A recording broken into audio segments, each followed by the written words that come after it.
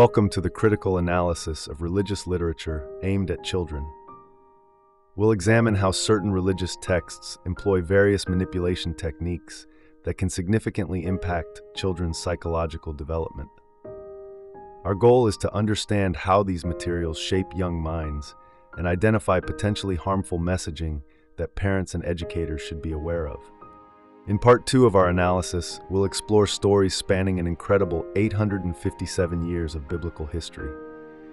These narratives have been simplified and reframed specifically for children, often overlooking complex moral implications in favor of straightforward messages about obedience and divine authority. Let's begin with the story of Noah's flood, a narrative that introduces children to the concept of divine punishment on a massive scale. The presentation of this story often emphasizes obedience through fear, where God's destruction of humanity is portrayed as a justified response to wickedness. This framing can create deep-seated anxiety in children about divine punishment and moral perfection. The Rainbow Covenant narrative demonstrates how natural phenomena are co-opted to reinforce religious authority. While the rainbow is presented as a symbol of divine promise, it also serves as a constant reminder of potential divine punishment. This association transforms a beautiful natural occurrence into a tool for maintaining religious compliance through both comfort and subtle threat. The Tower of Babel story presents a troubling message about human ambition and divine authority. The narrative discourages unity and innovation when it challenges divine authority, promoting conformity and submission instead. Children learn that questioning or reaching too high leads to punishment, potentially stifling their natural curiosity and independence. Abraham's portrayal as God's friend introduces children to the concept of divine friendship, conditional on absolute obedience. This narrative establishes a problematic model of relationship where love and acceptance are tied to unquestioning compliance, potentially affecting how children understand healthy relationships and personal boundaries. The story of Abraham's willingness to sacrifice Isaac represents one of the most psychologically complex narratives presented to children. This tale, often simplified in children's literature, normalizes the idea that parental love should be secondary to divine commands. It can create deep confusion about trust, parental protection, and the nature of love. In examining the story of Lot's wife, we see a clear example of fear-based behavioral control. The simple act of looking back results in death, teaching children that even minor disobedience leads to severe consequences. This narrative can instill excessive fear of making mistakes and inhibit natural curiosity. The arranged marriage narratives present problematic messages about gender roles and personal autonomy. These stories often portray women as passive participants in their own lives, while divine will determines their fate. This framing can significantly impact children's developing understanding of consent, choice, and gender equality. The story of Jacob and Esau introduces children to moral ambiguity, where deception is portrayed as acceptable when it aligns with divine purpose.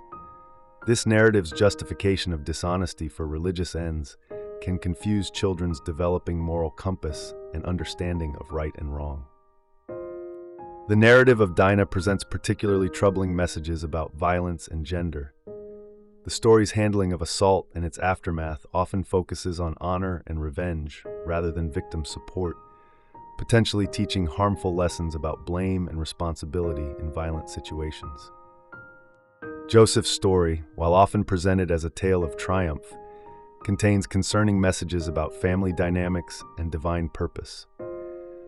The justification of suffering as part of God's plan can lead children to accept mistreatment as divinely ordained, potentially affecting their ability to recognize and respond to abuse. The Book of Job's narrative presents children with a troubling message about suffering and divine testing. This story suggests that unwarranted suffering should be accepted without question, potentially teaching children to suppress their natural sense of justice and fair treatment. The Egyptian slavery narrative introduces children to divine violence as a solution to human problems. The celebration of plagues and death as divine justice can normalize violence when religiously justified, affecting children's understanding of conflict resolution and justice. Moses' story establishes divine authority through spectacular displays of power, emphasizing obedience over understanding. This narrative can discourage critical thinking by teaching children to accept supernatural explanations without question. The plagues narrative presents divine violence as justice, potentially desensitizing children to suffering when it's framed as deserved punishment. This can affect their development of empathy and their understanding of appropriate responses to conflict. The Red Sea crossing story celebrates divine intervention through violence, presenting the destruction of enemies as a cause for joy. This framing can affect children's moral development and their understanding of appropriate responses to opposition. Throughout these narratives, we've identified several recurring manipulation techniques: fear-based compliance, conditional love, divine punishment, suppression of questioning, and the justification of violence.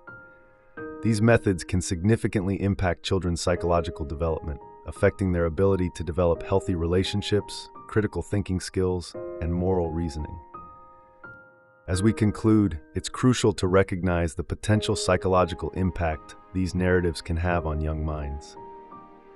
Religious education doesn't have to compromise psychological well-being. By understanding these impacts, we can work toward more responsible ways of teaching religious traditions while protecting children's emotional and intellectual development.